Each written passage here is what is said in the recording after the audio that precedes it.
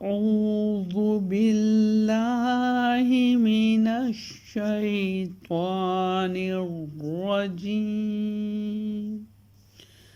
بسم الله الرحمن الرحيم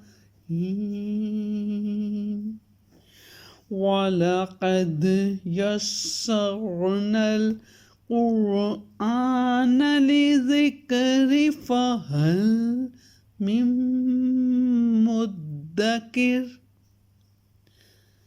اور ہم نے قرآن کو سمجھنے کے لیے آسان کر دیا ہے، تو کوئی ہے کہ سوچے سمجھے؟ ڈاکٹر شہناز نعیم کی جانب سے تمام دیکھنے اور سننے والوں کو السلام علیکم۔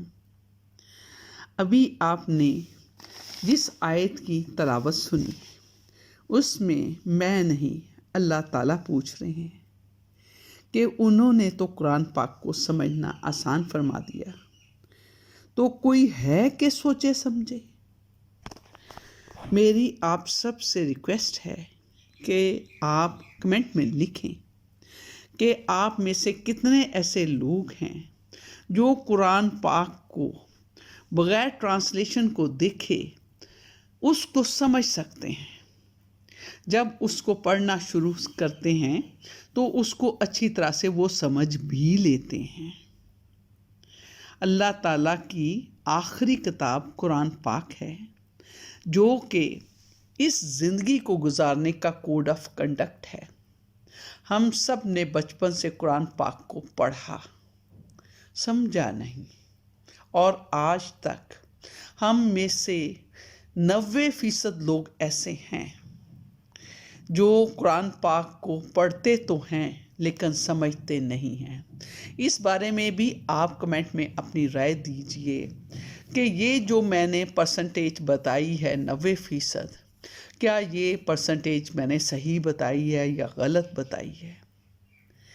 میں آج آپ کے ساتھ اس بات کو ڈسکس کرنا چاہتی ہوں کہ اللہ تعالیٰ نے جب یہ قرآن پاک میں فرما دیا کہ اس نے قرآن پاک کو سمجھنے کے لیے آسان کر دیا ہے، تو پھر ہم نے اس کو سمجھنے کے لیے کوشش کیوں نہیں کی؟ ہم ہمیشہ اس بات سے کیوں ڈرے رہے کہ ہم اس کو سمجھ نہیں سکتے، جبکہ اللہ تعالیٰ خود فرماتا ہے کہ ہم نے قرآن پاک کو سمجھنے کے لیے آسان کر دیا ہے۔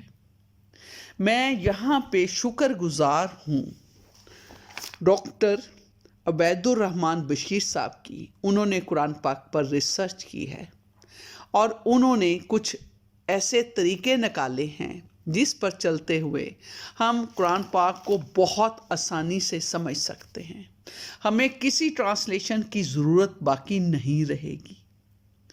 آپ نے دیکھا کہ اگر ایک جملہ ہو تو وہ جملہ الفاظ سے مل کر بنتا ہے، اور اگر ہمیں لفظوں کے مطلب آتے ہوں تو ہم جملے کی تہ تک پہنچ سکتے ہیں۔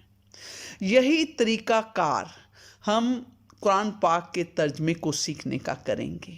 قرآن پاک میں بہت سارے حروف ہیں اور ان حروف کا اگر ہمیں ترجمہ آنا شروع ہو جائے تو ہم اس کا مطلب بھی سمجھنے لگیں گے۔ میں آپ کو یہ بتانا چاہتی ہوں کہ قرآن پاک میں بہت سارے ایسے الفاظ ہیں جن کے ساتھ شروع میں الف لام لگا ہوا ہے، اور اگر ہم الف لام اس کا اتار دیں تو اردو کے حروف بن جاتے ہیں، جن کا مطلب ہمیں کیا چھوٹے چھوٹے بچوں کو بھی اچھی طرح سے آتا ہے، اور یہی وہ الفاظ ہیں جو بار بار دہرائے جاتے ہیں۔ تو آج سے ہم وہ سیکھنا شروع کریں گے الفاظ اور اس کا مطلب، اور دیکھیں گے کہ یہ ہمارے لیے کتنا مشکل ہے یا آسان ہے۔ آپ اس کو کم از کم 5 دفعہ ضرور دہرائیں گے۔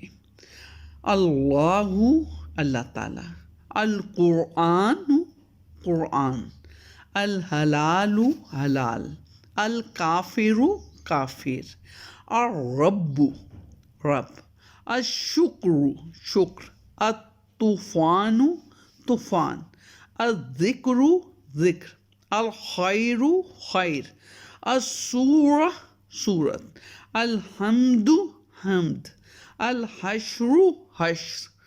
तो मुझे आप बताइए कि इसमें से कितने अल्फाज का तर्जमा आपको आता है। बहुत बहुत शुक्रिया। इंशाल्लाह अगले लेक्चर के साथ, अगले लेसन के साथ मैं दोबारा आपसे मिलूँगी। आप इसको बार बार सुनिए, बार बार रिपीट कीजिए, दोहराइए, याद कीजिए, लिख के देखिए। खुदा हाफिज़।